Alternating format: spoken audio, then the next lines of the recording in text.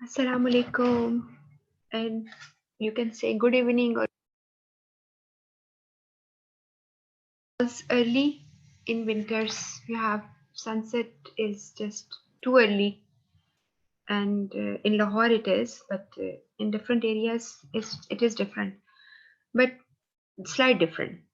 I mean, slight difference is there, but mostly the day is the same. Okay, so the next set number two, we are revising this one. We are in the there are some rituals. Um, Rituals mean when you have to some religions or some faiths. तो जो हमारा education का faith यही होता है कि आप जब पढ़ाई कर लेते हो तो उसको रिवाइज करो, क्योंकि मेमोरी जो है वो इतनी ट्रस्ट वर्दी नहीं है, बिकॉज मेमोरी जो है वो आपको कहीं ना कहीं धोखा दे देती है। तो आप इसलिए रिवीजन बहुत ज़रूरी होती है। It's a ritual I would say. और सेकेंड ये होता है कि आप रिवीजन में आपको ये भी ज़रूरी हो जाता है कि जैसे आजकल के दौर में रिवीजन इसलिए ज़्यादा ज़रूरी है कि पहले किसी ज़माने में लोग होते होंगे जिनका फोकस ऑफ अटेंशन जो है, अगर वो पढ़ाई करें तो बहुत पढ़ाई होता था। अब चूंकि मल्टीटास्कर हैं हम लोग, ठीक है ना, मल्टीटास्किंग करते हैं, एक वक्त पे पता नहीं क्या कुछ करना होता है, जिसकी वजह से we forget things and sometimes we change our priorities temporarily या परमानेंटली, या हमेशा थोड़ी देर के लिए कह लो, तो हमारी चीज़ें जो हैं वो हो जाती हैं। इसलिए मेरी अपनी एक ऑब्जर्वेशन है कि आजकल के जो बच्चे हैं, स्टूडेंट हैं, उनको रिवाइज कराना बहुत ज़रूरी है, और वरना वो ऐसे देखते हैं फ़िज़ा में जैसे कभी कुछ पढ़ा ही नहीं होता। तो टॉपिक हमारा कल कम्युनिकेशन था, कम्युनिकेशन कंपोनेंट्स हमने पढ़ लिए। कल थोड़ा-सा ज़िक्र था कम्युनिकेशन इन ऑर्गेनाइज़ेशन का, और मैंने कहा था कि कल हम इसके बारे में डिटेल करेंगे। आज बड़ी इंटरेस्टिंग बात है कि आज हमने जो एमसीक्यूज़ करनी है ना, उसमें कुछ ऐसे भी हैं जो आपकी लॉजिक जो है ना, थिंकिंग, जो लॉजिकल थिंकिंग है, उसको टेस्ट करेंगे। और आज हम 26 मैंने सिलेक्ट किए हैं आज के लिए। आप कहेंगे 26 क्यों? 25 क्यों नहीं? या 30 क्यों नहीं? क्योंकि हमें एक आदत हो गई हुई है ना? हमें एक आदत हो गई है, हम राउंडिंग इस तरह करते हैं। हम कहते हैं 10 हो या 15 हो, ये 11 क्या होता है? और ये जो है ये 17 है, ये 17 क्यों है? 20 क्यों नहीं है? तो आज मेरे पास 26 हैं।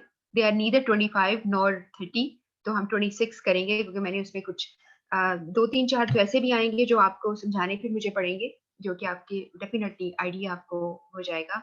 बट इस दे 3-4 जो मैं कह रही हूँ, they are particularly from CA के टेक्स्ट से हैं, लेकिन मैं आपको गाइड कर दूँगी और आपको याद रहेगा इंशाल्लाह। और बाकी जो है वो आपके जनरल कॉमन टॉपिक्स हैं, जो कि सबको आने चाहिए।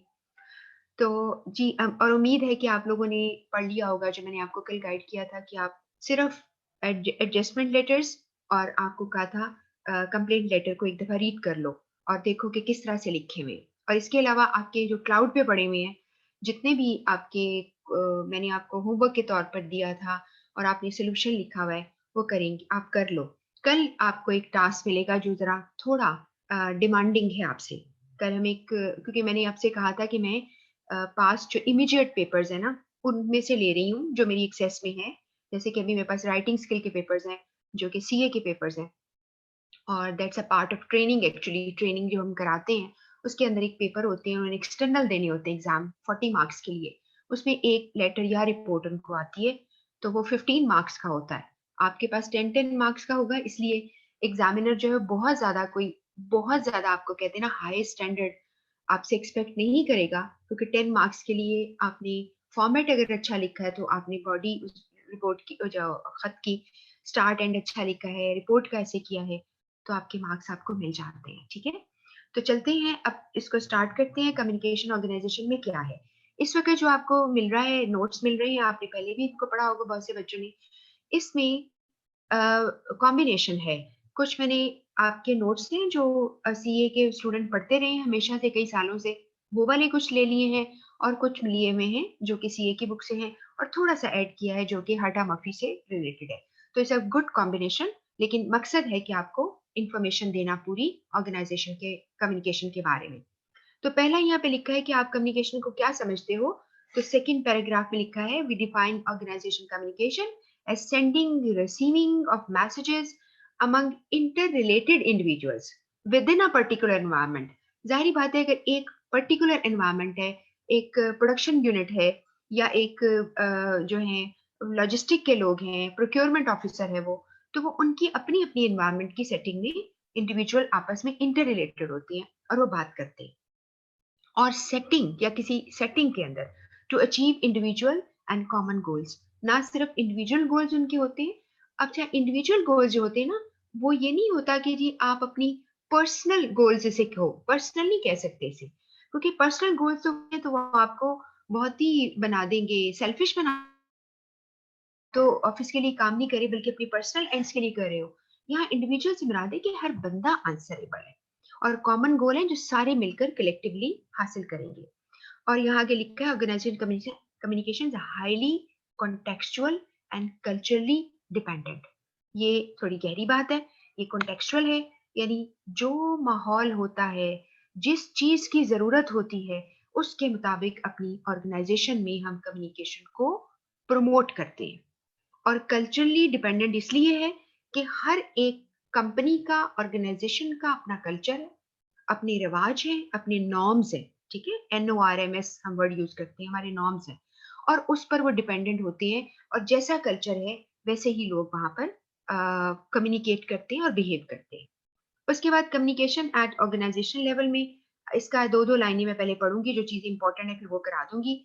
All managerial function like planning, organising, directing, coordinating, controlling, ये सारे काम तब होते हैं जब आपकी परफॉर्मेंस अच्छी होगी या वेल परफॉर्म्ड होंगे, जब आपने क्या किया है, आपने कम्युनिकेशन अच्छी की है। तो एक एक मैनेजर के काम प्लानिंग करना है, चीजों को ऑर्गेनाइज करना है, डायरेक्ट करना है, कोई डायरेक्शन देनी है, कोऑर्डिनेशन लेनी है दूसरे मैनेजर्स के साथ, कंट्रोल करना है चीजों को, तो ये आपका इसमें काम होगा। इससे आगे पैरा में लिखा हुआ है the process of communication takes makes it possible for managers to carry out their task and responsibilities. आगे बाकी सारी पढ़ लेना, उसमें उन्होंने ये लिखा हुआ है कि चाहे वो ओरल कम्युनिकेशन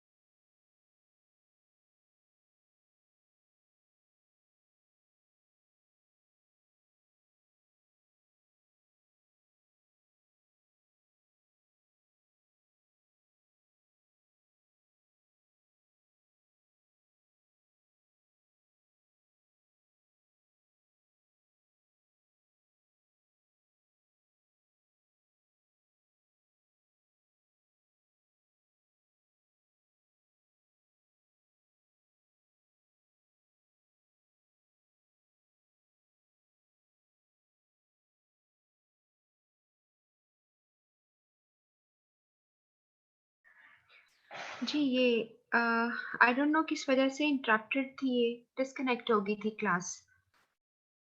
मैं वहीं से आपके साथ कंटिन्यू करती हूँ। जो टॉपिक,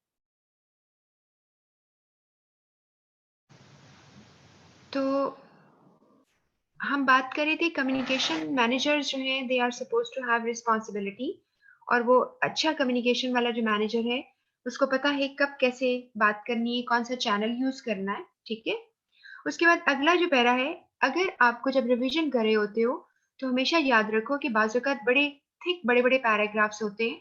उसकी सिर्फ एक फर्स्ट लाइन भी पढ़ लो तो यू अंडरस्टैंड कि इसके अंदर क्या होगा।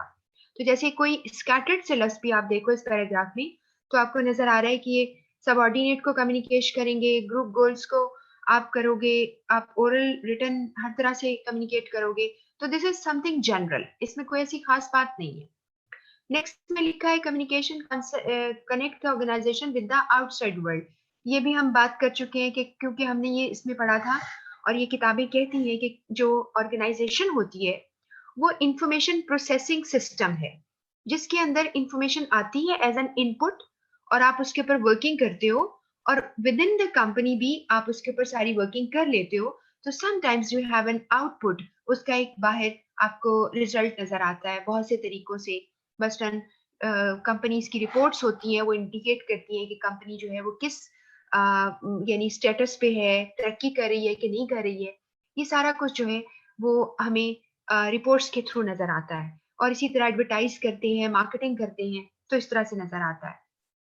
तो आप अपने सप्लायर, कस्टमर, गवर्नमेंट अथॉरिटी से आप बात करते हो। दिस इज एक्चुअली सेकंड जो पैरा इसमें, ये जो आपको छोटा सा पैरा है इसमें लिखा हुआ है। और उससे आगे लिखा है there is exchange of information which takes place within organisation, between organisation भी रहती है। और क्योंकि एक ऑर्गेनाइजेशन कई दफा दूसरी ऑर्गेनाइजेशन पे डिपेंडेंट होती है।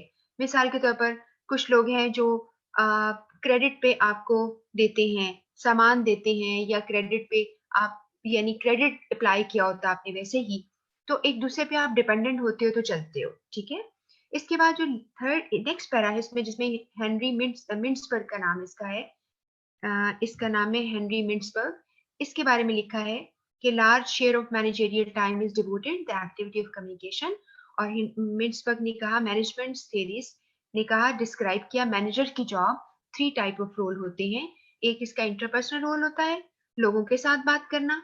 इंफॉर्मेशनल रोल होता है, जब वो लोगों को इंफॉर्मेशन पास ऑन करता है। एंड डिसीजनल रोल होता है उसका, यानी तीन रोल्स उसके होते हैं, जब वो क्या करता है, डिसीजन करता है। और आपको ये भी पता है कि जो डिसीजन अकेला मैनेजर नहीं कर सकता, बल्कि वो इन्फॉर्म डिसीजन करता है। इन्फॉर्म डिसीजन का मतलब ये होता है कि जब वो लोग उनको उसको इंफॉर्मेशन देते हैं, उसकी बेस पर वो डिसीजन कर सकता है। तो ये जो आपको मैंने भी बात बताई है, ये आप याद रखिएगा कि मैनेजर के तीन रोल हैं। एक उसका रोल है मैंने जो इंटरपर्सनल, के लोगों को लेकर चलना है उसने। और ये मैं थोड़ा सा बड़ा साइज करने लगी हूँ ताकि आपको बिल्कुल क्लियर नजर आए। और इसके अलावा मैनेजर की उसके अलावा वो इंफॉर्मेशन देता है, उसका काम है। और फिर वो लोग रिपोर्ट बैक करते हैं, उसकी बेस पर उसने नेक्स्ट डिसीजन लेने होते हैं, ठीक है। और इस सारे कामों के लिए the person should be a good communicator, ये इसके अंदर लिखा है। इसके बाद है why communication has gain importance in modern scenario. आज के दौर में क्यों हो गई है। अब आप यूं देख लें कि मैं हैरान होती हूँ कि लोग किस तरह चुप ही नहीं रहते, ग्रुप के ग्रुप बातें कर रहे हैं हर वक्त। मुझे ऐसे लगता है बाजूकात, मेरा अपना एक इमेजिनेशन है कि हमारी आवाजें सारी, कहते हैं लोग, कि खला में जा जाके जमा हो रही है, ठीक है। और मैं कहती हूँ कि कितना ज्यादा शोर होगा, कि क्या क्या आवाजें आती होंगी, कि लोग आमतौर पे पहले लोग बैठ के किताब भी पढ़ लिया करते थे, अब कहाँ कॉन्सेप्ट रह गया। अब तो बस हर वक्त इंटरनेट के ऊपर कभी कुछ हो रहा है, कभी कुछ हो रहा है। मैंने एक लड़के से पूछा, जी शायद मैंने पहले भी बताया हो, कि बेटा आप फिजिकल क्लास शुरू हुई कि आप क्या कर रहे थे लॉकडाउन में। कहता बस पढ़ाई भी कर लेता था, साथ में टिकटॉक करता था। माशाल्लाह, मैंने कहा जबरदस्त, आपकी क्या बात है। तो यानी क्या क्या शौक बच्चों ने और लोगों ने पाले हुए हैं। यूट्यूबर्स हैं, हर जगह फिर रहे हैं अपना लेकर, और बना रहे हैं। आई डोंट नो क्या हो गया लोगों को। अच्छा जी, यानी उनकी जो स्क्रीन प्रेजेंस है ना, वो उनको बहुत चाहिए। इसके बाद हमने यहाँ पर देखा कि आजकल के दौर में क्यों चाहिए, इसके बड़े-बड़े पॉइंट्स हम ज़हन में रखेंगे। ग्लोबल बिजनेस एनवायरनमेंट है। अब ऑर्गेनाइजेशन अपनी कंट्री के अंदर सिर्फ नहीं फ्लरिश कर रही, दूसरी ऑर्गेनाइजेशन जो है दूसरे कंट्रीज में उनके साथ कनेक्टेड है, अपना बिजनेस वहां पे फैला रहे हैं, लोग अपनी आउटलेट्स खोल रहे हैं, तो ग्लोबल बिजनेस एनवायरनमेंट बन चुकी है। इसके बाद है लार्ज स्केल ऑपरेशंस, यानी इसका मतलब है कि उनका बड़ी बड़ी इकोनॉमीज के जो बड़े बड़े साइज की ऑर्गेनाइजेशन हैं जो काम कर रही हैं, उसमें उनको बहुत ज्यादा कम्युनिकेशन चाहिए, क्योंकि यहाँ पर एक टर्म यूज हो रही है, आपको ये याद रखनी है, डिसेंट्रलाइजेशन। ये पहले पढ़ी है हमने, लेकिन सिर्फ एक दफा दोबारा से आपके दिमाग में ये रहे कि आपने डी इतनी बड़ी स्केल की ऑर्गेनाइजेशन जो है वो अकेला एक बंदा या कुछ बंदे नहीं संभालते, वो उसको डिसेंट्रलाइज कर देते हैं। हर यूनिट को कहते हैं कि वो अपना अपना तौर पर यानी वो अपने अपने तौर पर डिसीजन करते हैं। ये अजान सिर्फ हो जाए, 1 मिनट।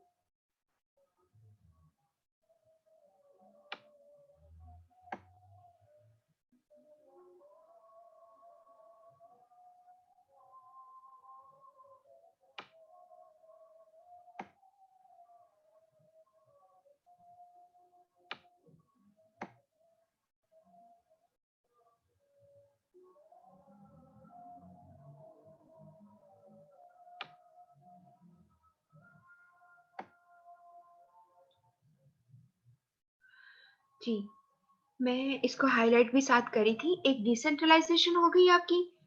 यहाँ पर अगला जो पॉइंट आ रहा है ना, उसमें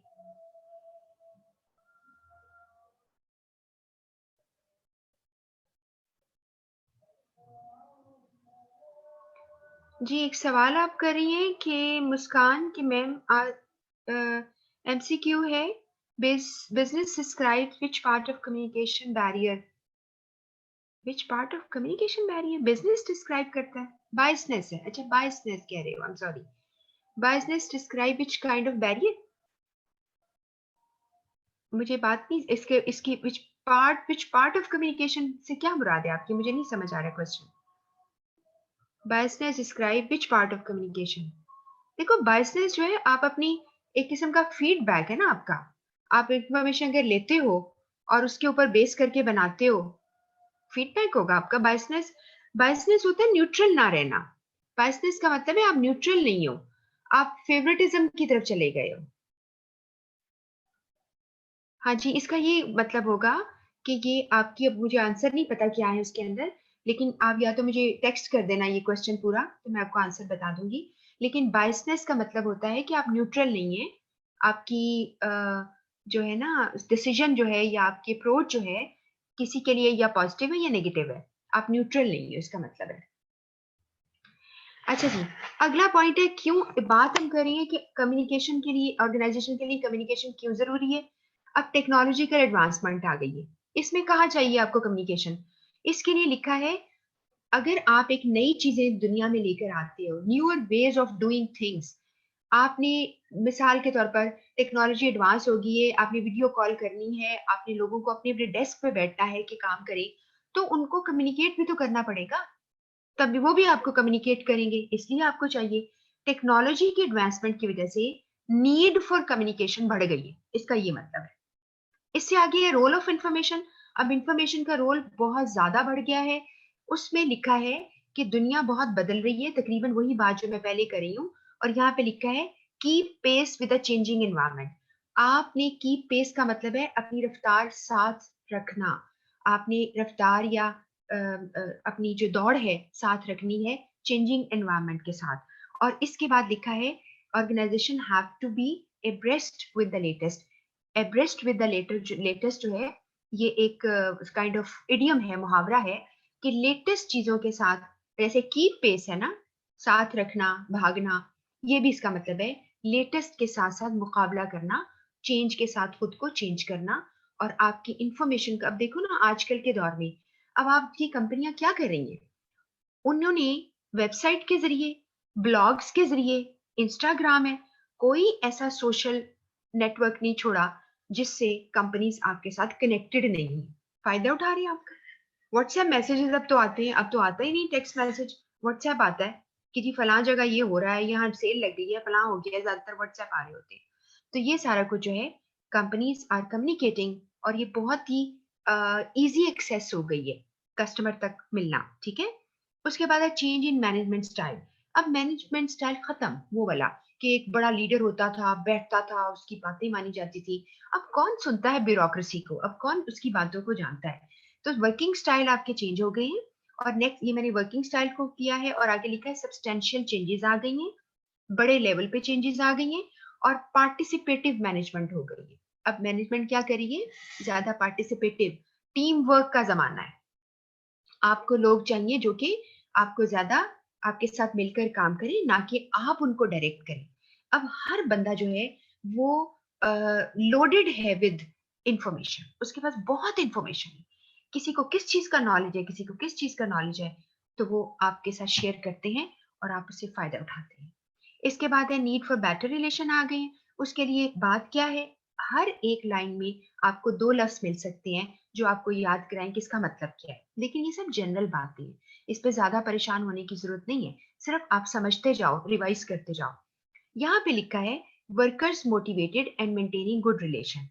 अब आपको अपने वर्कर्स को मोटिवेटेड रखना है, उनके साथ अच्छा रिलेशन बना के रखना है ताकि मैक्सिमम आउटपुट हो, उनके अंदर से एफिशिएंसी ज्यादा से ज्यादा निकले, क्योंकि अगर वो मोटिवेटेड नहीं होंगे तो वो काम नहीं कर पाएंगे।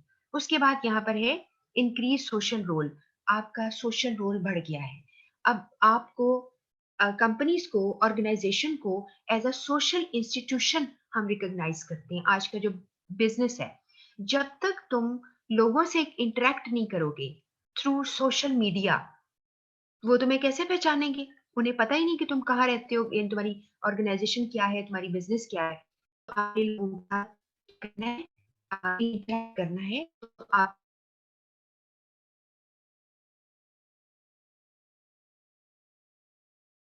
और उसके बाद है it deals with different capacity के जो लोग हैं, डिफरेंट कैपेसिटीज हैं, जैसे share holder, customer, suppliers, government के लोग, सबसे राब्ता रखना है तुमने। तो तुम्हारा तुम्हारा काम है सोशल इंस्टीट्यूशन बन जाना, रादर के तुम एक बिजनेस चलाते थे। अब जब तक के लोगों को खुश नहीं करोगे, इर्द गिर्द के लोगों को, तुम्हारी कॉन्टेक्ट्स नहीं लोगों के साथ होंगे, तो तुम कहीं फ्लरिश नहीं करोगे। आज का दौर ही कॉन्टेक्ट्स का दौर है, ठीक है। उसके बाद है रोल ऑफ आईसीटी।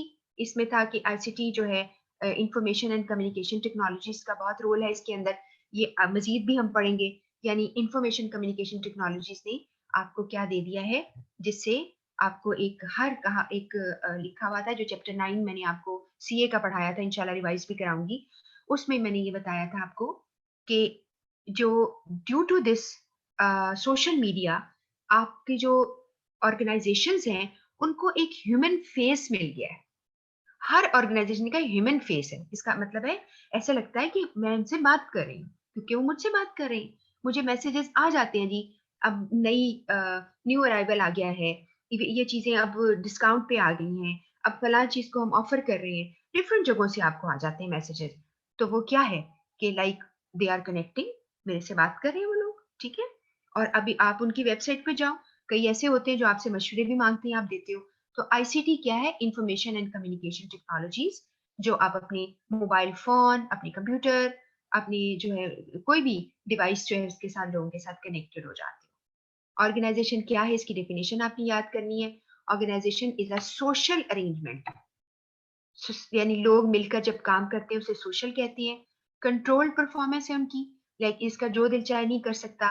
और कलेक्टिव गोल्स हैं, सारे लोग अपने अपने गोल्स के लिए करते हैं, और इनकी एक बाउंड्री है, यानी लॉज हैं, रूल्स हैं, जो इसे एनवायरनमेंट से अलग करती है। ये हमने पहले भी पढ़ा है, और मैंने आपको बताया था उसमें कि एक मैन्युफैक्चरिंग कंपनी, एक ग्रोसरी स्टोर, एक गोल्फ क्लब, ये 3 डिफरेंट नाम लिखे हैं। तीनों ही डिफरेंट किस्म की ऑर्गेनाइजेशन है, इनकी अपनी अपनी परफॉर्मेंसेज हैं, अपने अपने गोल्स हैं, अपनी अपनी बाउंड्रीज है, और कोई किसी के अंदर क्या नहीं करता, इंटरफेयर नहीं करता। ना कोई आकर आपके अंदर इंट्रूड करेगा कि आप ये क्या कर रहे हैं। You have your own separate entity, अपना तरीके से आप चल रहे हो, ठीक है। फिर आपने एक चीज और याद रखनी है यहाँ पर, जो कि हर्टा मर्फी की किताब से लिखी गई है, वो है ये वाला कि और communication is considered to be the life blood of an organisation. Life blood of an organisation, बिल्कुल ऐसे ही यहाँ लिखा है इसके अंदर कि जिस तरह ब्लड आपकी बॉडी को हेल्दी रखता है और हर जगह सर्कुलेट करता है, और आपके हर एक जो सेल है बॉडी का, उसको न्यूट्रिशन देता है, यानी जिससे वो जिंदा रहता है। आपकी बॉडी के अंदर जितने ऑर्गन्स हैं, उनको भी तो जिंदा रहना है ना, उनके सेल्स को भी मिलता है जो ब्लड।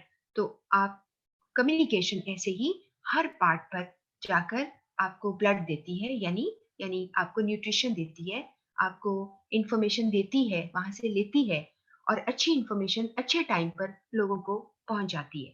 और अगर आप अच्छी कम्युनिकेशन करेंगे, इसके अंदर लिखा है अच्छी पॉलिसीज बनाएंगे, या पॉलिसीज को आपने चेंज करना है, कोई आपने स्ट्रेटेजी बनानी है, वो सब कुछ आपने कम्युनिकेशन के थ्रू लोगों को देना है। बस ये इसके अंदर लिखा है। उसके बाद आपने ये सीए की बुक से है कि डिफरेंट ऑर्गेनाइजेशन एक दूसरे से क्यों फर्क होती हैं। ओनरशिप की वजह से, कि कोई पब्लिक है, गवर्नमेंट की है, प्राइवेट है, लोगों की है। एक्टिविटी की वजह से, वो करती क्या है। एग्रीकल्चर है, चीजें बनती हैं, या जैसे एनर्जी बनती है, मिसाल के तौर पर जो हमारे घरों में बिजली जैसे आती है, इस तरह उनके टरबाइंस हैं, वहां पे काम हो रहे हैं, ये हो सकता है, उसकी एक्टिविटी है। इसके बाद ओरिएंटेशन उसकी क्या है, प्रॉफिट कमाती है कि नॉन प्रॉफिट है। जो प्रॉफिट कमाएगी वो ज्यादातर प्राइवेट सेक्टर होगा, और जो नॉन प्रॉफिट होंगी वो चैरिटीज, फिलंथ्रोपिक एक्टिविटीज वाले लोग, हॉस्पिटल्स हो सकते हैं, पब्लिक सेक्टर, स्कूल वगैरह, ये सब नॉन प्रॉफिट में आते हैं, जो पैसा नहीं कमाना उनका काम। यानी अर्निंग इसलिए नहीं है कि वो पैसा किसी स्पेसिफिकली कमाए, लेकिन वो लोगों की वेलफेयर के लिए काम करती है। साइज का मतलब है कि इसके अंदर वर्कफोर्स कितनी है, कितने लोग एम्प्लॉयज हैं इसके अंदर। जोग्राफिकल लोकेशन, कि ये कहाँ कहाँ मौजूद है, दुनिया में किस किस खत्ते में है। लीगल स्टेटस, यानी वो रजिस्टर्ड कंपनी है, अकेला पर्सन चलाता है, पार्टनरशिप है। इनकॉर्पोरेटेड, रजिस्टर्ड होगी, वो एक अपनी एज अ कंपनी उसको पहचाना जाएगा, एक पर्सन के थ्रू नहीं पहचाना जाएगा। लेकिन सोल ट्रेडर एक पर्सन होता है जिसके थ्रू कंपनी पहचानी जाती है, जिसे आप ऑन्टरप्रन्योर्स भी कहते हो। और पार्टनरशिप है जब मिलकर करते हैं। या इसके सोर्सेज ऑफ फाइनेंस कहाँ से आए हैं पैसे, क्रेडिट से ये चल रही है या इनके अपने पैसे हैं। इनकी टेक्नोलॉजी कितनी एडवांस है, इसमें कितना उन्होंने जो है तरीके से मशीनरियां कौन सी लगी हैं, कंप्यूटराइज सिस्टम्स हैं, सारा कुछ इस पर डिपेंड करता है कि कितनी एडवांस है। और जैसे मिसाल मैं हमेशा दिया करती हूँ टेक्नोलॉजी में, कि जैसे कंट्रीज को देखो, डिफरेंट कंट्रीज की डिफरेंट टेक्नोलॉजीज हैं। अगर आप कहें कि जी अमेरिका जैसा कंट्री है, उसमें कितनी टेक्नोलॉजी एडवांस है, और कोई कंट्रीज आप देख लो, ऑस्ट्रेलिया, कनाडा देख लो, कितनी एडवांस यहाँ पे टेक्नोलॉजी है।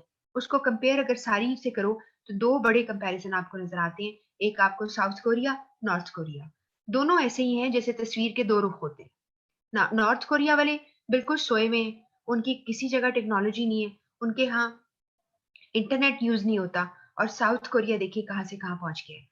तो ये जो है टेक्नोलॉजी का फर्क ऑर्गेनाइजेशन में भी होता है। फिर एक सवाल आपको अभी जो मैंने कल भी आपको कराया था, कि वाई डू ऑर्गेनाइजेशन एग्जिस्ट।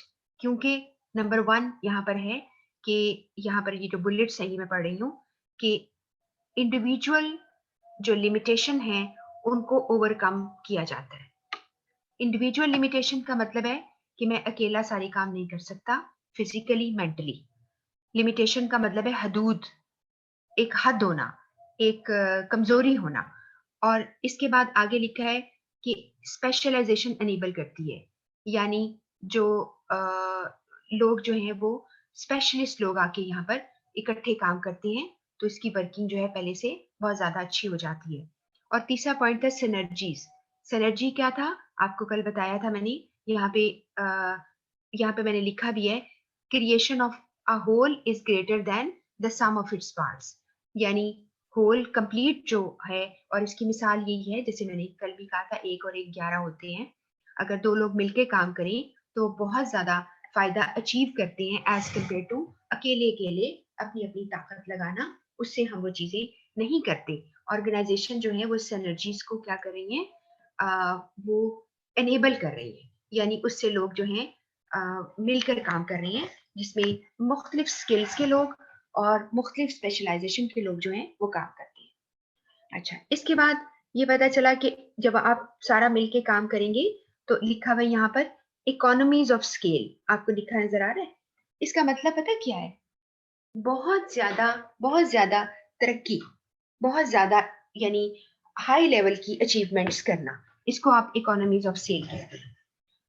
तो कंपनीज जो हैं वो मिलकर जब काम करती हैं तो वो बहुत ही ज्यादा अर्निंग कर रहे हैं, और एक बंदा जो है वो अकेला नहीं कर सकता। और इसीलिए कभी कभार ऐसा भी होता है ना कि इवन कंपनीज में सिनर्जी का ये भी कॉन्सेप्ट है। जो कंपनियां मर्ज हो जाती हैं, जब वो मर्ज होती है ना, एक बड़ी टेरिटरी बन जाती है, और फिर उनकी अर्निंग, उनका जो सेटअप होता है, उनका जो बिजनेस का आप कह रहे हैं कि उनका जो बिजनेस की बाउंड्री बड़ी हो जाती है, ठीक है, वो दूर दूर तक लोगों के साथ उनका जो है बड़ी स्केल पे चले जाते हैं। तो इसको भी सिनर्जी ही कहते हैं। इसके बाद कम्युनिकेशन स्ट्रक्चर की बात थी कि कम्युनिकेशन स्ट्रक्चर होता क्या है, और कम्युनिकेशन स्ट्रक्चर क्या है, उसके लिए मतलब था कि कुछ नेटवर्क्स हैं, ठीक है। 2 तरह के नेटवर्क का कॉन्सेप्ट है। एक नेटवर्क आपका है, बल्कि 3 तरह का। एक नेटवर्क आपने पढ़ा जिसमें आपने देखा कि simply formal network and informal network है। आपने पहले भी पढ़ा है, चूंकि मैं रिवाइज करवा रही हूँ तो मैं जिक्र कर सकती हूँ। एक आपने फॉर्मल नेटवर्क पढ़ा जिसमें आपने लोगों को बताया, एक जैसे कल पढ़ा था ना स्केलर चेन और चेन ऑफ कमांड, आपने लोगों को बता दिया कौन किससे बात करेगा। इनफॉर्मल जिसमें आपने किसी को नहीं बताया, लोग अपनी मर्जी से सोशलाइज कर रहे हैं, अपनी मर्जी से बातें कर रहे हैं, कोई किसके साथ जा मिला है। और आपको याद होगा, आप अगर शुरू से मेरे साथ हैं तो मैंने आपको पिक्चर्स दिखाई थी स्लाइड्स के ऊपर, जिसमें लोग एक दूसरे के साथ कान जोड़ जोड़ के, मुंह जोड़ जोड़ के गॉसिप कर रहे हैं। तो ये ऑफिस में बिल्कुल चलता है। और अगर ऑफिस में ना नजर आए ऐसे बात करते तो बाहर कहीं मिल लेते हैं। तो ये 2 नेटवर्क हो गए। फिर दूसरा कॉन्सेप्ट नेटवर्क का था, जिसमें आपने अभी आज मैं आपको कराऊंगी, वो जो वाई नेटवर्क है और चेन नेटवर्क है, ये 2 हो गए।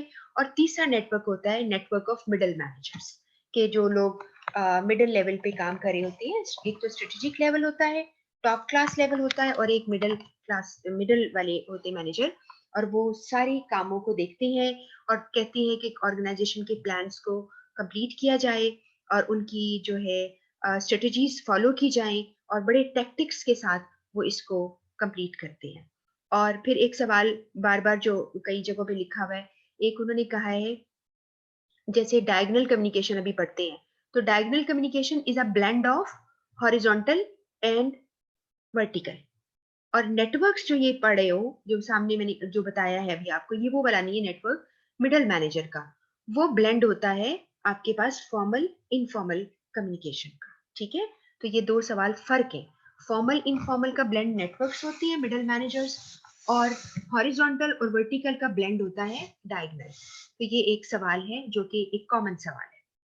उसके बाद यहाँ पर हम देखेंगे कि या ये जो मैंने हाईलाइट किया, different organisation use different structures, और ये सब डिपेंड करता है उनके साइज के ऊपर, कि वो किस तरह का जो है उनको स्ट्रक्चर चाहिए, कौन किससे बात करेगा, कौन से वाली डिवीजन कितने वाले लोगों पर मुश्तमिल होगी, इसको आप स्ट्रक्चर कहते हैं।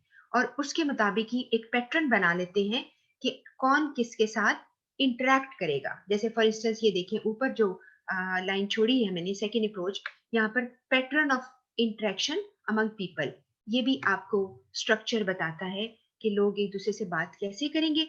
और वो आपने पैटर्न पढ़े हैं जो आज रिवाइज हम करेंगे, वो जो पैटर्न आपने कहा जी, वाई नेटवर्क, चेन नेटवर्क, ठीक है, तो वो भी पैटर्न्स हैं जिसमें लोग एक दूसरे के साथ बात करते हैं। और ये सारे के सारे कौन ऑर्गेनाइज करता है, टॉप लेवल लोग। फिर उसके बाद एक और पॉइंट था डायरेक्शन ऑफ कम्युनिकेशन क्या है। तो डायरेक्शन ऑफ कम्युनिकेशन के लिए ये जरूरी बात याद रखनी है कि डायरेक्शन ऑफ कम्युनिकेशन का कॉन्सेप्ट वहां पर आता है जहां पर हायरार्की या स्ट्रक्चर का कॉन्सेप्ट आता है। Hierarchy mean upper and lower level लोग, ठीक है। तो और स्ट्रक्चर अभी मैंने आपको बताया कौन कितने से लोगों से बात करेगा। यहाँ पर आगे लिखा है hierarchy is a system in which people और things are arranged according to their importance. ना सिर्फ इंपॉर्टेंस बल्कि according to their rank, according to their status, according to their position आप हायरार्की बना लेते हैं, ठीक है। और ये एक हायरार्की जो बड़ी सिंपल सी, जो मैंने आपको पहले भी बड़ी दफा दिखाया है, जिसमें एक बॉस और उसके नीचे कितने सबऑर्डिनेट है, उसके नीचे कितने सबऑर्डिनेट्स है, ये एक हायरार्किकल ऑर्गेनाइजेशन है। अगर आप नीचे वाली सबसे नीचे वाली लाइन पे लोग देखते हो कि जो शायद ब्लू कलर और पिंक कलर इंडिकेट उन्होंने किया है, मेल फीमेल का शायद किया होगा। तो यहाँ पर अगर आप देखें तो आपको आप सोच सकते हैं कि जो सबसे नीचे वाले लेवल के लोग हैं, कभी उनको अपॉर्चुनिटी मिली होगी कि वो सबसे टॉप पर जो आपको नजर आ रहा है उसके साथ कभी बात की होगी। तो जितने ज्यादा टीयर्स, टीयर्स मीन लेयर्स और लेडर्स यानी सीढ़ियां, उसके स्टेप्स जितने ऊंचे होते जाएंगे उतना ही, मैंने आपको बताया था, उस स्ट्रक्चर को हम टॉल स्ट्रक्चर कहते हैं। ऐसे स्ट्रक्चर में सबसे नीचे वाले लोगों में मिसकम्युनिकेशन के चांसेस बहुत ज्यादा होते हैं। और जो टॉल स्ट्रक्चर होता है ना, वो उसमें बहुत सारे लेवल्स आने की वजह से जो सबसे नीचे वाला पर्सन है वो बहुत डीमोटिवेटेड होता है और उसका मोरल बहुत डाउन होता है, ठीक है, उसका मोरल बिल्कुल डाउन होता है।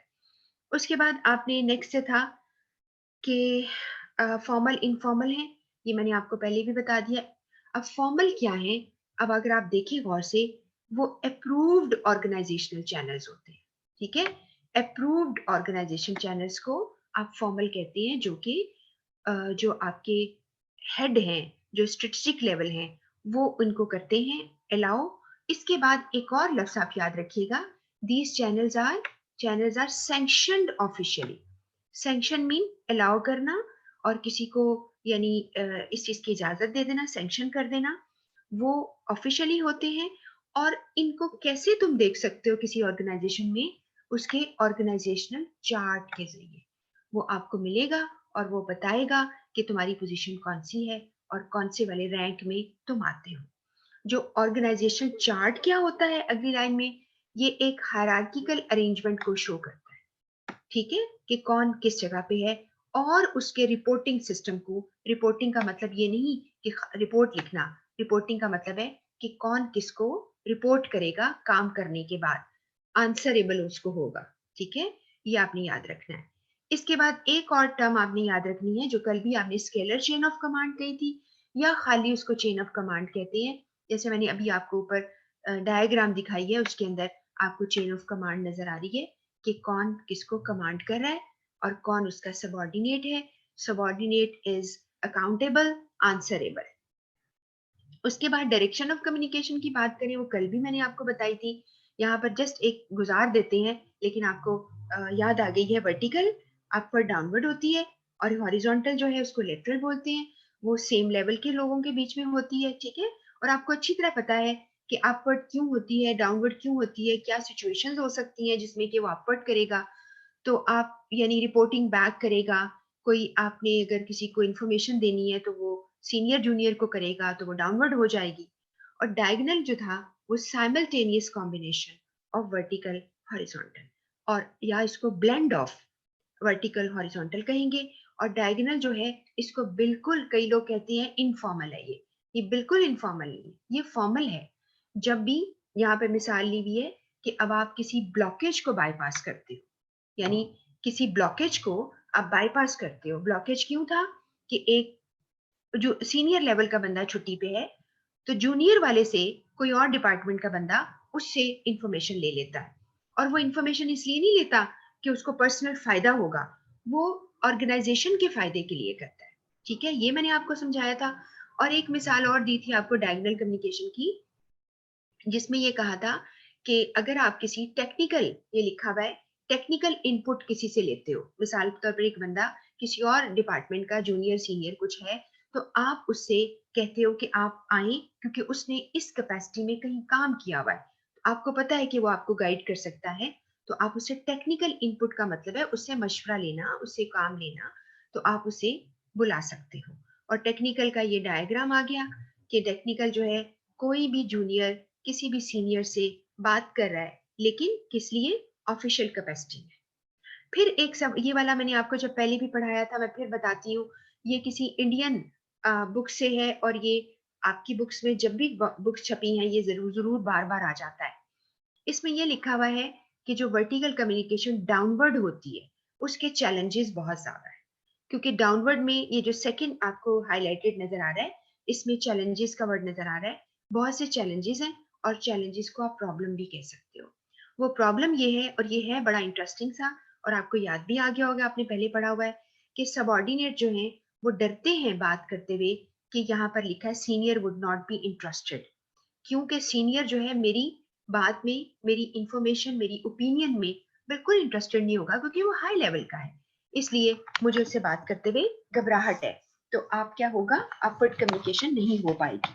फिर दूसरा आपने देखा सीनियर, मैं सोचता हूँ जूनियर सोच रहा है कि सीनियर बहुत बिजी है और वो कोई इंफॉर्मेशन ओवरलोड का शिकार है। मैंने आपसे कहा था इंफॉर्मेशन ओवरलोड भी एक इंपॉर्टेंट टर्म है, ये बार बार आ जाती है किसी न किसी जगह पे। इंफॉर्मेशन ओवरलोड का मतलब है कि एक वक्त में बहुत सारा इंफॉर्मेशन होना जिसके साथ आप इंसाफ नहीं कर पाते। ठीक है, तो सीनियर जो है वो पहले से बिजी है, उसके पास वो इंफॉर्मेशन ओवरलोड का शिकार है और मेरी बात मजीद ऐड कर देगी मसला, इसलिए मैं नहीं बात करता, दूसरा मसला आ जाता है। और तीसरा है कि मैं reporting of a problem, communication of a grievance. Grievance का लफ्ज बड़ा कॉमन है, इसकी मीनिंग आपको आनी चाहिए। ग्रीवेंस का मतलब है मसाइल, शिकायत, कंसर्न्स, आपकी जो चीजें आपके लिए इंपॉर्टेंट है, आपको तकलीफ दे रही हैं, आपने उन शिकायत को अगर उनके पास लेकर गए तो वो एंटेगोनाइजिंग, एंटेगोनाइजिंग का मतलब है उसको इरिटेट करना, अपसेट कर देना। वो इरिटेट हो जाएगा, अपसेट हो जाएगा, ऑपोजिट आपके सोचना शुरू कर देगा, यानी आपके मुखालिफ हो जाएगा और डिसअपॉइंटिंग हो जाएगा। तो वो जैसे मैंने मिसाल से आपको पढ़ाते वक्त शायद बताया था कि सोचते हैं लोग कि देखो ये आ गया है, जब भी इसके पास कोई खबर होती है बुरी ही होती है और लोग उसको मनहूस कहना शुरू कर देते हैं कि देखो मनहूस आ गया, इसके पास खबर है। तो ये यहाँ पर वो कहता है कि why should I be the communicator of a news which is upsetting और irritating my boss, why should I give disappointing news. तो वो इसलिए सीनियर को नहीं बताता, तो बात जो है वो नीचे रह जाती है। लेकिन ये जो बात का ऊपर तक ना जाना और सीनियर्स को इस तरह के बिहेव करना और लोगों को ओपन डोर पॉलिसी ना प्रोवाइड करना, इससे बहुत ज्यादा ऑर्गेनाइजेशन में नुकसानात हो जाते हैं। बाज़ औक़ात इतनी इंपॉर्टेंट खबर होती है कि डरते हुए अगर जूनियर नहीं बताता तो क्या होता है, आपके बहुत से नुकसानात हो जाते हैं। उसके बाद है सबऑर्डिनेट में फियर दैट एफर्ट बताएगा, तो यहाँ पर सेकेंड लाइन में लिखा है कि उसके कॉलीग्स, साथी, वो समझेंगे कि getting closer to senior and seeking favours, कि मैं उनके क्लोज जाना चाह रहा हूँ, शायद मैं उनसे फेवर लेना चाह रहा हूँ। और जो हमारे देसी लोग क्या कह देते हैं कि ये बॉस का चमचा है, तो वो कहता है कि I don't want to have a title of boss चमचा, so I won't be staying away, मैं कोई खबर नहीं दूंगा। ठीक है, तो ये कुछ मसाइल हैं जिसकी वजह से अगर आपको ऐसा सवाल आता है तो लॉजिकल आपने पढ़ के जवाब देना है कि हाँ ये मसला हो सकता है, लेकिन कोई बंदा अपने पर्सनल पॉइंट ऑफ व्यू से किसी को ऐसा नहीं कि नहीं बता रहा हो। ठीक है, समझ के बात को। इसके बाद है कम्युनिकेशन नेटवर्क आ गए। इसमें आपने देखना है कि डिफरेंट फ्लो, जैसे मैंने आपको पहले भी बताया था ना कि डिफरेंट आपके पाथवेज बन जाते हैं जिससे लोग बातें करते हैं, वो आगे भी जाके इसी में ही आएगा। इसी तरह आपने किस तरह से लोगों को एक दूसरे के साथ कनेक्टेड करना है, ये जो मैंने पार्ट लिखा हुआ है इंटरनल कम्युनिकेशन, एक्सटर्नल कम्युनिकेशन, जिसमें आप ये बातें रिपीट हो रही हैं, ये आपकी जो आईसीएमए वाली बुक है, सपोर्टिंग बुक, उसके अंदर से ये कुछ लिया है मैंने। आपको कहा था एक दफा बस रीड कर लेना, ये बहुत इंपॉर्टेंट नहीं है। इसमें है कि डे टू डे एक्टिविटीज के लिए इंटरनल कम्युनिकेशन होती है, वो आपको पहले मैंने बता दिया। और यहाँ पे लिखा है एक्सटर्नल कम्युनिकेशन में, अभी भी मैंने आपको बताया, गवर्नमेंट के लोग बैंकों से बात करते हो, प्रेस या लॉबी ग्रुप। जो लॉबी ग्रुप होते हैं ना, ये लॉबी ग्रुप कोई भी जो आप समझ लें कि ऐसी जमात है, ऐसी ग्रुप है लोगों का जो इन्फ्लुएंस करता है आपके डिसीजन पर। आमतौर पर ये पॉलिटिकल होता है कि जी एक असर, लोग कहते हैं ना, एक लफ्ज होता है उर्दू का, बहुत ही असर रसूख वाले लोग होते हैं। यस, मेरे ख्याल में सही बोल रही हूँ। तो the people who can influence your opinion, people who are a part of a lobby group, जो आपके बड़े बड़े डिसीजन होते हैं, गवर्नमेंट में भी होती है, गवर्नमेंट लेवल पर, प्रोविंशियल लेवल पर, तो आपने उनसे भी बात करनी होती है। और इसी तरह ये कम्युनिकेशन, इसके अलावा आप बाकी जो लोग होते हैं और स्टेक होल्डर्स हैं, बैंकर्स हैं, गवर्नमेंट के लोग हैं, लेजिस्लेशन के, उनसे बात करनी होती है। इसके बाद कम्युनिकेशन नेटवर्क की एक और डायमेंशन जो मैंने आपको लिख के दिया था कि ये आपने पढ़ लेनी है, क्योंकि ये सीए की बुक में है। यू नेवर नो, बहुत सारे टीचर्स पढ़ा रहे हैं फिजिकल क्लासेस में भी वहां से, तो वहां से कोई सेट होके ये आ जाए। क्योंकि बाजू का ऐसा होता है कि आप जब हमें इंस्ट्रक्शंस दी जाती है पेपर बनाने की, तो बाजू का ऐसा होता है कि अगर कोई स्पेसिफिक बुक ना हो, यानी इंग्लिश ऑथर ऑथर की बुक्स तो हैं आपको यानी रिकमेंड हुई हुई, तो कई दफा लोग ये स्पेसिफाई कर देते हैं कि जी फला आप बोर्ड की बुक जो है फॉलो कर सकते हैं। तो इस तरह जो सीए की बुक है वो सबसे क्लोज है इस वक्त, जो कि अभी वो अवेलेबल है जो मैं देखती हूँ। आप लोगों के एग्जाम है या पिप्फा के एग्जाम होते हैं उसमें भी उसी को कंसिडर किया जाता है। तो इसलिए मैं आपको कुछ वहां से साथ साथ बताती हूँ, और मेरा ख्याल इतनी दफा आपने पढ़ लिया है तो आपको प्रॉब्लम नहीं होगी। यहाँ मैंने अंडरलाइन किया हुआ है, हाईलाइट किया पाथवेज, यानी आपने वो कनेक्शन बनाए लोगों के, जिस तरह मैंने आपको जब पढ़ाया था तो सिखाया था कि आसमान पे जिस तरह सितारे होते हैं, आप उनको कनेक्ट करें तो एक तस्वीर सी बन जाती है। बिल्कुल ऐसे ही आपने लोगों को डिपार्टमेंट्स में या उनको बताया कि तुम किससे जुड़े हुए हो, तुम किसके साथ कनेक्टेड हो, तुम्हारा लाइन मैनेजर कौन है। लाइन मैनेजर कौन होता है? जो आपका इमीडिएट बॉस होता है। जो मेरे से ऊपर होगा मेरा लाइन मैनेजर होगा, उससे ऊपर उसका लाइन मैनेजर होगा। तो जब आपको ये लाइनें बनाकर दिखा दी आपको, तो उसको पाथवेज कहते हैं। जिस तरह के सितारों के हम डिजाइन बना लें, जिस तरह मैंने आपको बताया था कि आपके जोडियक साइंस होते हैं ना, जिस तरह लोग कहते हैं कि मेरा सितारा कौन सा है, मेरा एरीज है, पाइसेस है, ये वो चीज मैंने आपको कॉन्सेप्ट के लिए बताई थी। इसका मतलब नहीं सचमुच ही होता वो। तो यहाँ पर आपने ये सवाल आया था कि चॉइस ऑफ कम्युनिकेशन नेटवर्क, अगर आपने एक नेटवर्क बनाना है, किसने कहा है आपको ये डिजाइन ले? किसने कहा है कि आप सितारों के डिजाइन पे बनाएं? किसने कहा है कि आपको ए बी सी डी उठाकर या व्हील का लेकर उसके डिजाइन ले लें? वो इत्तेफाक की बात है कि वो डिजाइन उस तरह के मिलते जुलते बन जाते हैं। आप कहते हैं हाँ ये देखो ऐसा है, क्योंकि आपका अपना इमेजिनेशन उसको इस तरह देख रहा होता है। तो यहाँ पर था कि नेटवर्क का जो चॉइस है डिपेंड करता है नेचर ऑफ ग्रुप टास्क, के ग्रुप जो है या लोगों का डिपार्टमेंट चलो कह लो, उनका काम क्या है, उसके काम की नेचर क्या है, वो कितने एक दूसरे के साथ कनेक्टेड है। ठीक है। उसके बाद सेकंड है extent to which group members need to communicate, और किस हद तक उन्होंने एक दूसरे को कम्युनिकेट करना है, इसको भी देखा जाता है। उस पर हम बनाते हैं नेटवर्क्स को। और तीसरा है कि ये फंक्शन जो है वो कैसे करते हैं, वो आप डेफिनेटली रास्ते बना देंगे और उसके मुताबिक वो एक दूसरे के साथ मुंसलिक हो जाएंगे। अब यहाँ पर आप यहाँ से ये पढ़ोगे कि उनका काम है लोगों को कनेक्ट करना, टाइम पर खबर देना, फैसिलिटेट करना। ये आपको वैसे भी पढ़ोगे तो आपको समझ आ जाएगी, और ना भी पढ़ोगे तो आपको, मेरा ख्याल है इतनी कम्युनिकेशन जो आपको हो गई है उससे आपको अंदाजा हो गया है कि जो नेटवर्क है वो लोगों को आसानी देते हैं आपस में बात करने की। अब टाइप्स ऑफ नेटवर्क में फॉर्मल नेटवर्क के नाम हम आपको बताते हैं कौन कौन से हैं, और फिर हम इनफॉर्मल को भी देखेंगे। जी, आपने ये देखा, ये आपको पिक्चर मैंने दिखाई थी तब भी। इसको चेन या लाइन नेटवर्क कहते हैं। आपका दिल चाहे तो आप चेन को लिटा दें जमीन के ऊपर, सीधा करके दिखा दें, बात वही रहेगी कि ई डी से कनेक्टेड है, डी सी से है, सी बी से है, फिर ए से है। खबर ऊपर से आएगी, फैसला ऊपर से आएगा, दूसरे को कनेक्ट करेगा। अब मैंने जैसे एक मिसाल आपको देती हूँ, अगर आपके ज़हन में ये बात आ जाए कि एक ऑर्गेनाइजेशन में बस एक बंदा काम करेगा, नहीं, इसका मतलब ये नहीं है। इसका मतलब है कि सिर्फ आपने उस लाइन को हाईलाइट किया है, यानी आपने उस लाइन को शो किया है जो आपस में आंसरेबल है एक दूसरे को जवाब देने का। मिसाल के तौर पर मैंने आपको मिसाल दी थी, जैसे इंटरमीडिएट बोर्ड के हेड हैं, आप उसको शायद सुपरिटेंडेंट कहते हैं, उन्होंने कॉलेज के प्रिंसिपल्स को, ये बी प्रिंसिपल है एक कॉलेज का, और भी कई होंगे, लेकिन एक मैं आपको चेन दिखा रही हूँ।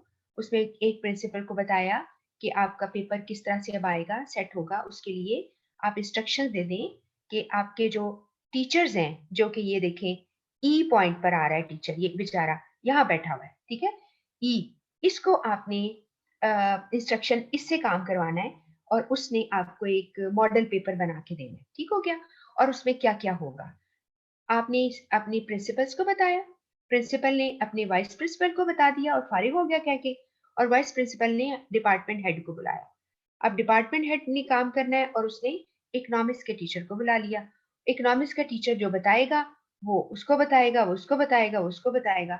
आपने सिर्फ एक लाइन अभी दिखाई है, इस तरह बहुत सारी लाइनें और भी होंगी इस तरह की।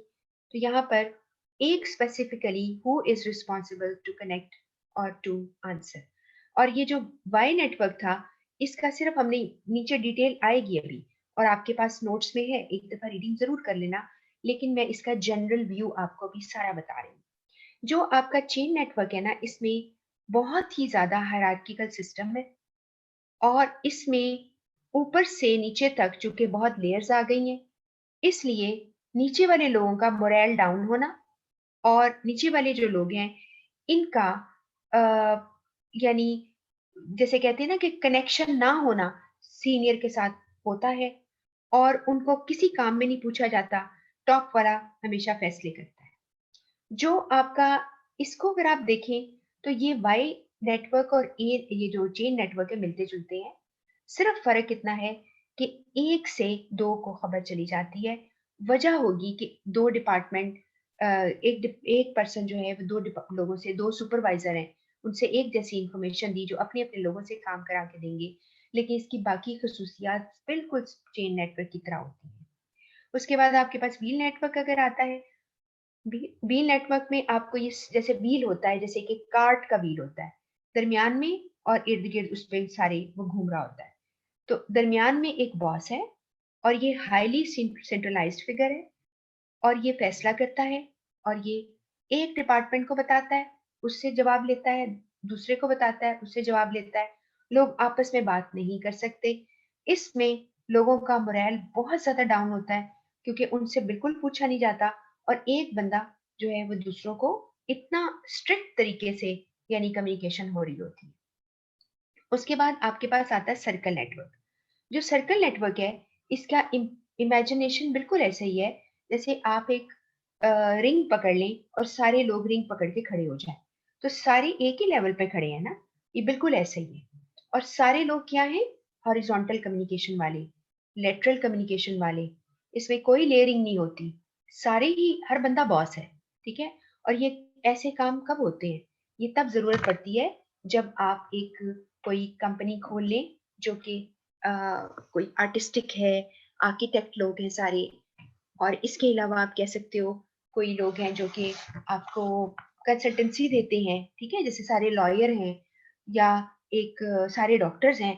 तो ऐसे में दो सारे एक ही तरह के यानी बॉसेस होते हैं। ऐसे में इनका मोरल तो बहुत अप होता है, लेकिन सिर्फ एक प्रॉब्लम है कि इसमें डिसीजन मेकिंग बहुत स्लो हो जाती है, क्योंकि हर बंदा पार्टिसिपेट कर रहा है ना इसके अंदर, और काम भी स्लो हो जाता है। ऑल चैनल नेटवर्क को ओपन नेटवर्क या स्टार नेटवर्क कहते हैं। हर बंदा हर बंदे से बात कर सकता है, फ्री एंड ओपन है, कोई किसी का आंसरेबल नहीं होता। लेकिन ये कब होता है, जब फिर वही बात है कि कोई आप टीम वर्क कर रहे हैं जिसमें इनोवेशन करनी है, नई चीज आपने लेकर आनी है, वहां पर आप लोगों के दिमागों को बंद नहीं कर सकते, ठीक है। तो उससे आप उनसे ये करते हो। इसकी डिटेल सारी ये नीचे लिखी हुई है, आपको पहले एक दफा सारी पढ़ाई थी, आपको मैंने जुबानी सारा बता दिया है कि चेन नेटवर्क की बहुत हायरार्की है, बिलो तक कम्युनिकेट करते हैं, नीचे वाले लोग मोटिवेटेड नहीं होते और अपने आप को आइसोलेटेड फील करते हैं, इसकी लास्ट लाइन में लिखा हुआ है। और यहाँ पे बॉस कमांडिंग होता है, लीडर फैसले करता है। वाई नेटवर्क बिल्कुल सब कुछ वही करता है, हर चीज वही है, सिर्फ इतना है कि एक से दो में इंफॉर्मेशन जाने की वजह से ये फास्टर देन चेन नेटवर्क हो जाता है, फास्ट हो जाती है। व्हील नेटवर्क जो है, ये कम्युनिकेशन तो वाकई बहुत फास्ट होगी कि एक ही बंदा है, और लेकिन ग्रुप मोरल बहुत लो होता है, और एक डिक्टेटर टाइप में ख्याल है इसमें, इसको कह सकते हो तुम कि एक डिक्टेटर टाइप बंदा है, वो सबको इंफॉर्मेशन देता है। सर्कल नेटवर्क जो है वो एक फ्लैट स्ट्रक्चर है, हॉरिजॉन्टल स्ट्रक्चर है, और हाईली डिसेंट्रलाइज्ड है, सेकेंड लाइन में लिखा हुआ है, जिसमें लोग खुद फैसले सारे करते हैं, ठीक है। और इसमें एक दूसरे को, और लेकिन डिसीजन स्लो और मोरल अप, मोरल मीन जज्बा ज्यादा होता है। ऑल चैनल में आपका काम बहुत ही स्लो हो जाता है, और ये सेल्फ मैनेज टीम की मिसाल है, ठीक है। इसके बाद इनफॉर्मल स्ट्रक्चर पे आपको बहुत सवाल आते हैं, बहुत ज्यादा। इनफॉर्मल स्ट्रक्चर के बारे में, इसे ग्रेप वाइन कहते हैं। इसका कोई स्ट्रक्चर नहीं होता, ये इसको मैनेजमेंट कंट्रोल नहीं कर सकती, क्योंकि उनकी कैपेसिटी में आता ही नहीं है कि लोगों को मना करें कि लोगों के जाके बर्थडे ना सेलिब्रेट करो, या उनके गप्पे ना लगाओ कहीं खड़े होके, ये आप नहीं कर सकते। और ज्यादातर जो लोग जिनको सीधे रास्ते से खबर नहीं आती, वो इसको ज्यादा क्रेडिबल और रिलायबल समझते हैं।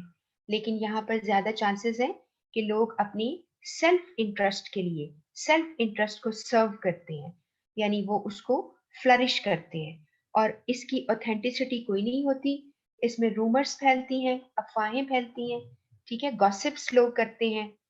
और इसके अलावा ये भी हमने देखा, यहाँ पर मैंने आपको ये बताया था कि किसी कंस्ट्रक्टिव वर्क के लिए इनफॉर्मल कम्युनिकेशन का इस्तेमाल किया जा सकता है, जब आपकी मैनेजमेंट बहुत स्मार्ट है। वो कैसे, कि अगर आपने कोई चेंज लेकर आना है, कोई बड़ा फैसला कर सुनाना है, उससे पहले ज़हनी तौर पर लोगों को तैयार करने के लिए उनको ग्रेप वाइन के थ्रू खबर को फैला दिया जाता है, और लोग उसके लिए मेंटली प्रिपेयर्ड हो जाते हैं। और जब वो खबर सचमुच हो जाती है, तो उन्हें पहले से पता होता है।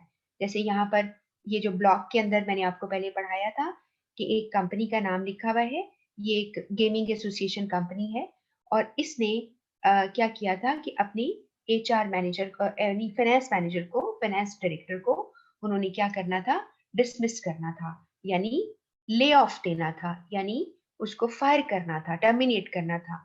उसकी खबर पहले लीक हो चुकी थी, लोगों को पहले से पता था। फ्राइडे को उन्होंने अनाउंस किया कि मंडे से अब हमारे साथ काम नहीं करेंगे, लोगों को पहले से पता था। तो अगर आपने, अगर कहा यह जाता है, इसमें लिखा हुआ बड़ी काम की बात, कि अगर ये सही निकले खबर, तो ये एफिशिएंट होती है क्योंकि तेजी से फैलती है, लेकिन अनफॉर्चुनेटली ये बहुत हार्मफुल होती है, ठीक है। यहाँ पर मैंने थोड़ा सा कहीं और से मटेरियल उठा के यहाँ डाल दिया था कि इंफॉर्मेशन जो ग्रेपवाइन है ना, ये अनडॉक्यूमेंटेड होती है, इसलिए इसका कोई कहते ना अता, यानी आप किसी को कहते ना, किसी का इसका कोई वो नहीं है, बेस नहीं है इसकी। और बहुत सारी चीजें जो हैं वो आपकी गलत भी होती हैं, लेकिन किस वक्त लोग ज्यादा इसे क्रेडिबल समझते हैं, ये लिखा हुआ है क्रेडिबल रिलायबल, जब उन्हें इनसिक्योरिटी हो, जब उन्हें अनसर्टेनिटी हो, जब उन्हें थ्रेट्स हो, उन्हें लगे कि अब मुझे भी फारिग कर दिया जाएगा, तो बजाय इसके कि वो उसका इंतजार करें, लोगों से खबरें इकट्ठी करना शुरू कर देते हैं, क्योंकि वो इनसिक्योर हो चुके होती हैं कि उस डिपार्टमेंट में पहले भी उन्होंने लोग फारिग किए, ठीक है। तो ये इसमें सारा था, बस इसका मेरा ख्याल है दिस इज द एंड, और कंप्लीट हो जाता है ये टॉपिक, आई होप जी। तो आपका ये टॉपिक खत्म हो गया। अब हमने इस वक्त पहले आपको करवानी है 26 है वो, ठीक है, और उसमें 3-4 तो आपकी असेसमेंट हो जाएगी अभी की अभी, कि जी आपको आता भी है कि नहीं, और 2-3 ऐसे होंगे जो जरा ऑफ द वे होंगे, लेकिन मैं आपके साथ रहूंगी, आपको बताऊंगी आंसर्स के अंदर। मैं कल की तरह ही हम करेंगे, आप खामोशी से इनको करते जाओ, ठीक है, ताकि मैं फिर इसमें टाइम बहुत ज्यादा वरना लग जाता है। आप उसको करें, और फिर मैं आपको इसका सोल्यूशन साथ साथ गाइड करती जाऊंगी। जी, अभी आपने व्हील चेन नेटवर्क अभी फ्रेश पढ़े हैं, और फिर वही बात है कि अगर आपका किसी ने पेपर सीए की बुक से सेट किया, तो तब ये सारे वहां पढ़ेंगे, लेकिन अगर कोई इधर उधर से कर लिया, तो फिर शायद आपको ये सवाल ना पूछा जाए। बट हम तैयार कर लेते हैं, हमने पढ़ लिया है। जी, सबसे पहले सवाल आ गया, इसको करें। अभी ये एक्चुअली इस वक्त मेरे पास सेट ऑफ 40 का है, लेकिन इस वक्त मैंने 26 जो है वो आपको करानी है, क्योंकि वो मैं डिस्कस नहीं कर पाऊंगी वरना। जी, स्टार्ट कर लिया आपने? पेन पकड़ लें अपना हाथ, पेंसिल, और नंबरिंग करते रहा करो और लिखते रहा करो ABCD, ताकि तुम्हें पता चले कि क्या आंसर था और क्यों आपका गलत हुआ। जी, हो गया? ओके, क्वेश्चन नंबर 2 पे आ जाइए।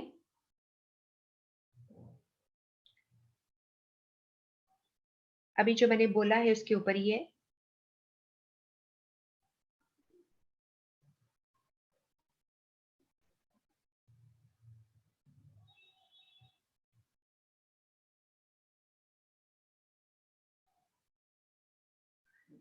ओके। हम्म, आज अली असगर, मेरे ख्याल है काफी अरसे के बाद शायद आप लाइव क्लास पढ़ रहे हो, क्योंकि आप पार्टिसिपेट जरूर करते हो, लेकिन अभी मुझे कुछ दिन से आपका कोई मैसेज नहीं मिल रहा था लाइव क्लास में। जी अली असगर, आपने 2 कहा है, सी। ठीक है, करते जाइए।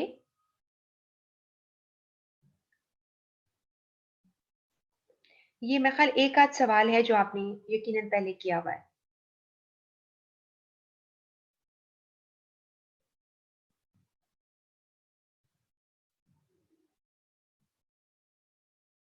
हाँ ठीक है, मुझे कह रही हैं 2D है, ओके, क्योंकि दोनों का एक ही नाम है, सही। G3 पढ़िए।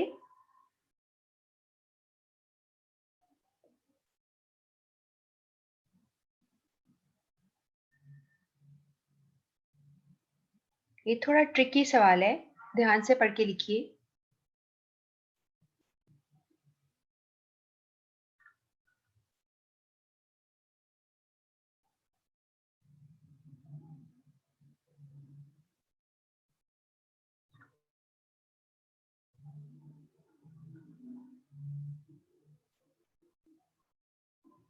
ओके, फोर्थ पे आते हैं।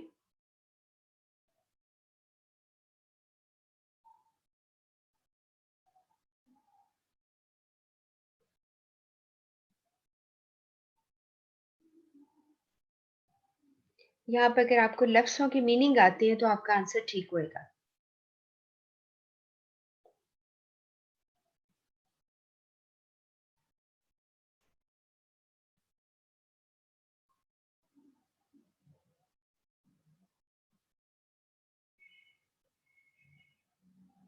ओके, फिफ्थ वाला।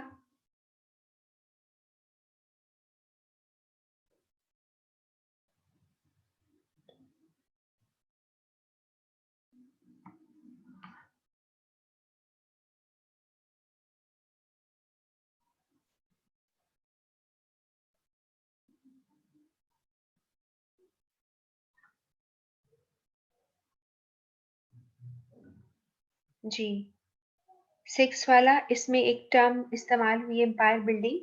ये मैंने वैसे आपको पढ़ाई हुई है, लेकिन मैं भी गाइड भी कर दूंगी आपको बाद में।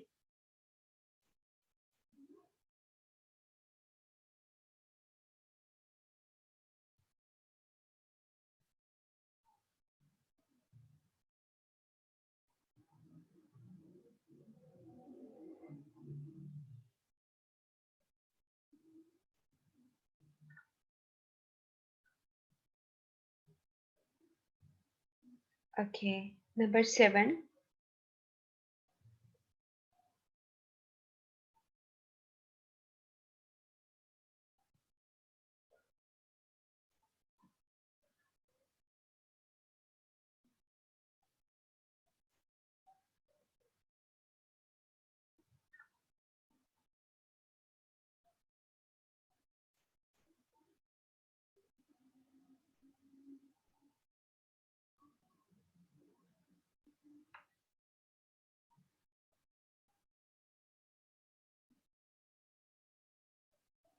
जी, नंबर 8।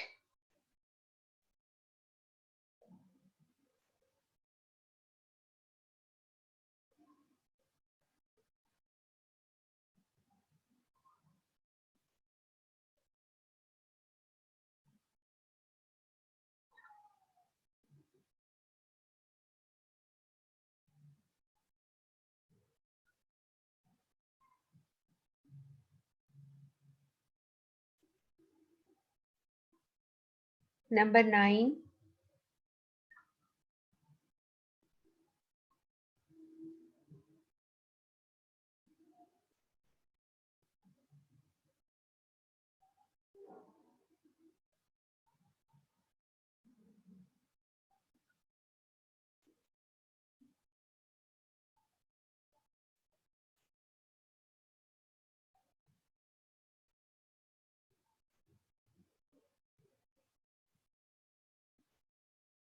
Number 10.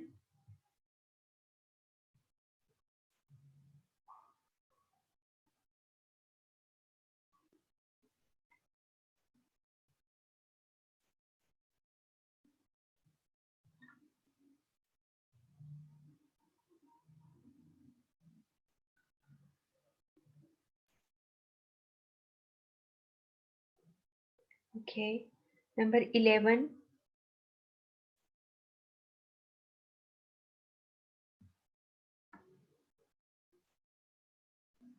जी 10A आप कह रहे हैं। अभी चेक कर लेते हैं, आप नोट करते जाओ, मैं आपको सारा गाइड करूंगी।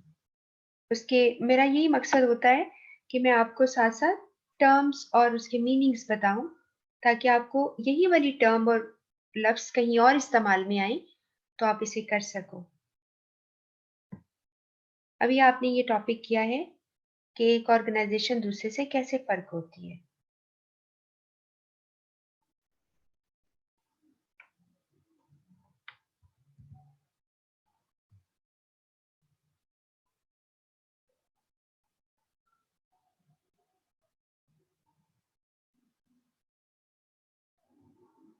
अच्छा, आपका ख्याल है 11 आप कह रहे हो डी। अच्छा जी।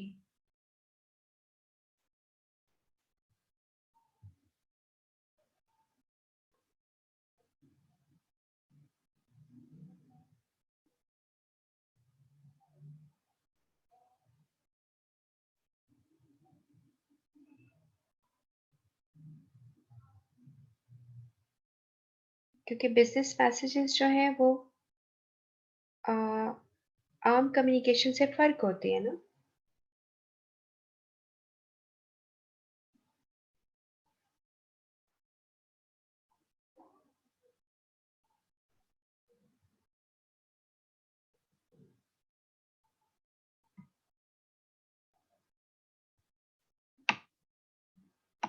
हम्म।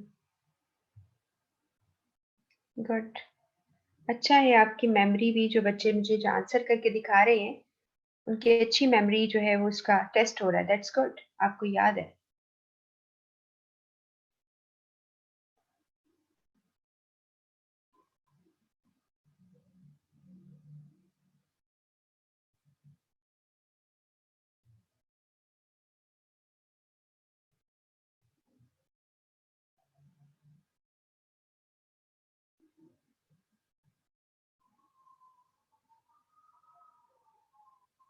जी 13 कर लिया आपने।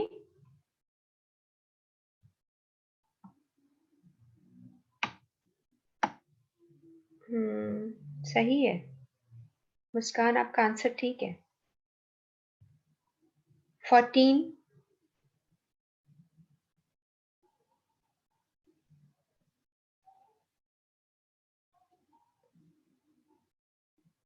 आप लोगों ने अगर 1000 BC क्वेश्चन भी किए हुए ना, उनको भी ये बहुत सपोर्ट मिल रही होगी। कुछ कुछ सवाल उसमें से भी हैं।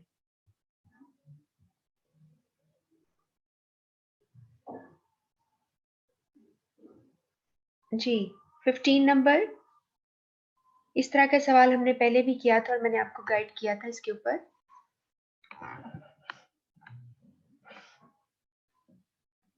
इजी है ये बहुत।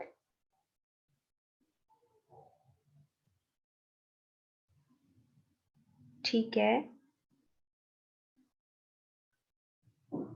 16।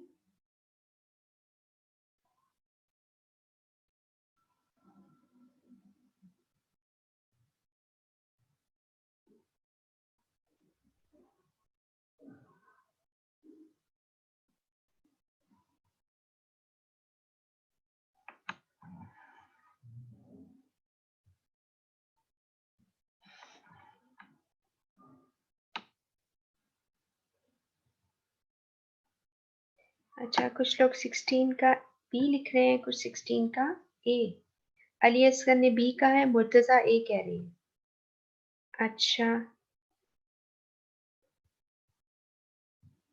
देखिए मैं आप जब आपको इसका सोल्यूशन बताती हूँ, प्लीज इसको याद भी रखिएगा। ये कुछ ऐसे टॉपिक है बहुत इंपॉर्टेंट है। फिल्टरिंग, नॉइज, इस पे आपको सवाल जरूर आते रहेंगे। 17, ये आसान है बहुत, आना चाहिए सबको, ठीक होना चाहिए सबका।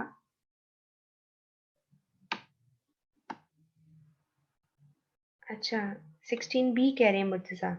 ओके, ठीक है।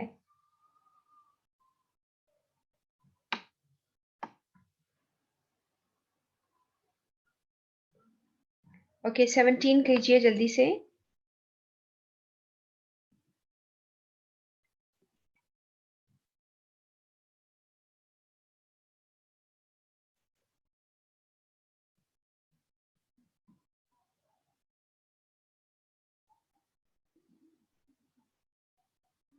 एटीन।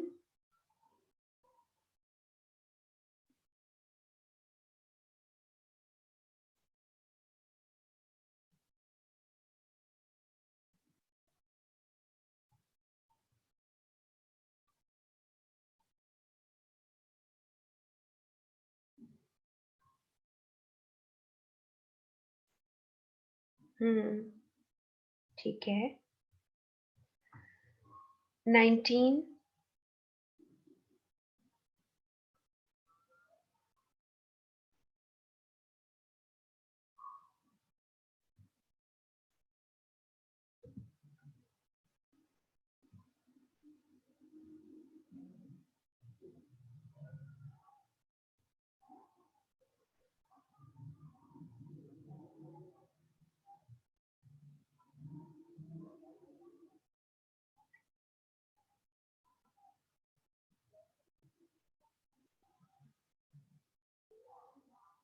जी, आसान था सवाल बहुत ज्यादा ये।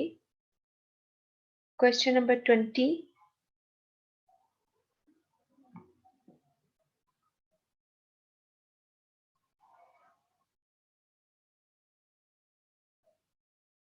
ये भी इजी है, बहुत इजी है। जी।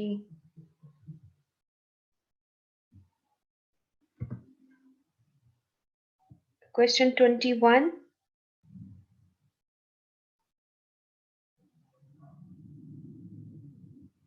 ध्यान से कीजिएगा ये।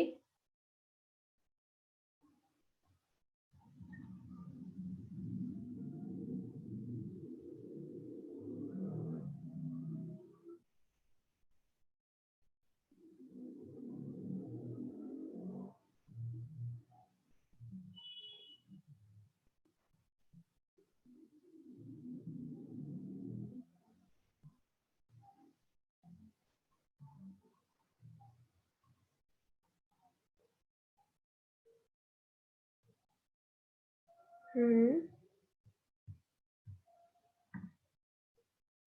21 सी आपका आंसर है। अच्छा,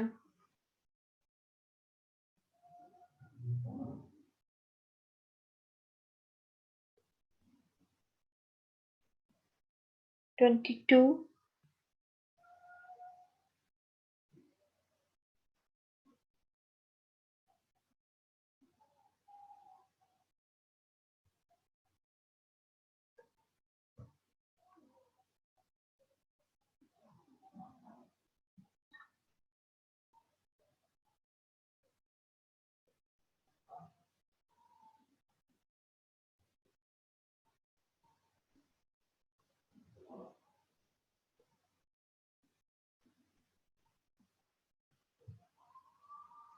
22 का आंसर आप डी कह रहे हैं, ठीक है।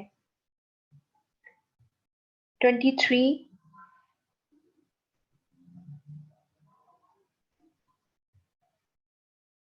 इसको एक जगह पे लाने की कोशिश करती हूँ मैं, लंबा सवाल थोड़ा सा। जी।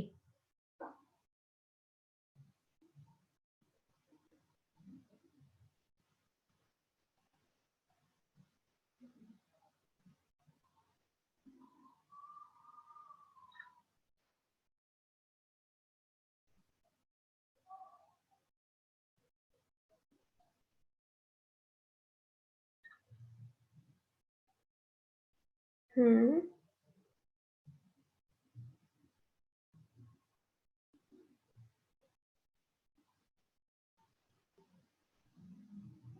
ओके, 24, ये जरा थोड़ा आपके लिए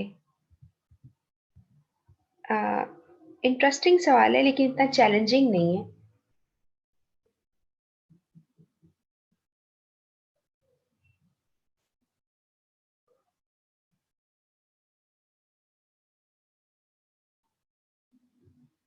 24 का आंसर।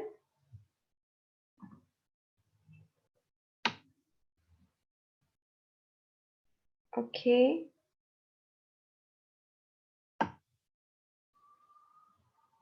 आपने, ठीक है,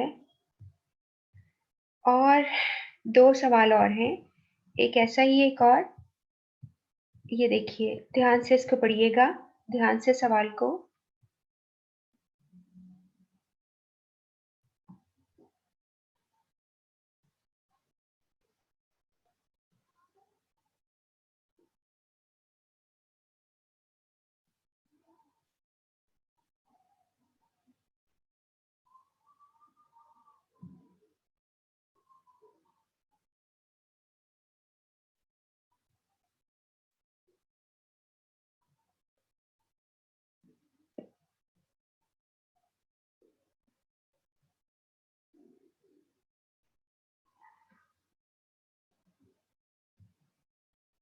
जी, 25 का आंसर आप कह रही हैं सी है।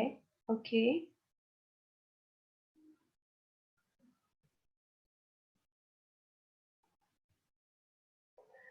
ओके, मैं अभी आपको बताती हूँ। और 26 the last question for today.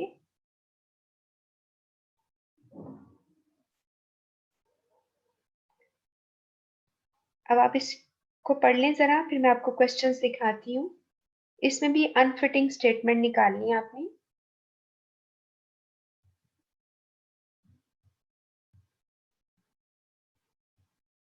ठहरे, मैं इसको नेक्स्ट पेज पे ले जाती हूँ, फिर शायद आपको क्वेश्चन नजर आ जाए। यस।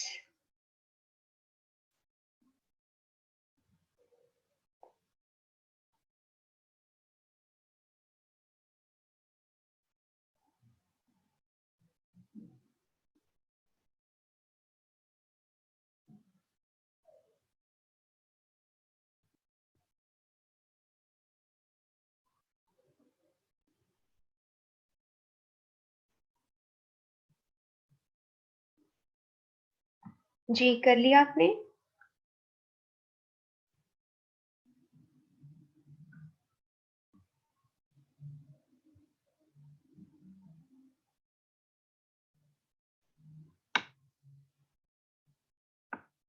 जी, अली असगर, आपका ख्याल है 26 बी आंसर है इसका? मैं आपको इसके आंसर सब बताती हूँ, हमारे पास टाइम वैसे बहुत थोड़ा रह गया है। मैंने आपको लेटर्स पे गाइड करना था, वो मैं इंशाल्लाह कल कर दूंगी, लेकिन आप लोगों ने लेटर जो है वो लिखना है कल, ठीक है? वो एक आपका करंट एक सिनेरियो जो अभी आया था उसमें से आपको दे रही हूँ। जी, अभी आंसर शुरू होते हैं, हम देखते हैं। जी, पहला आपका आंसर है, उसमें ये गलत हो गया, नंबरिंग गलत होगी, बी आंसर है पहले का, ठीक है? पहले का आंसर बी हो गया। उसके बाद दूसरे का आंसर डी है, ठीक है?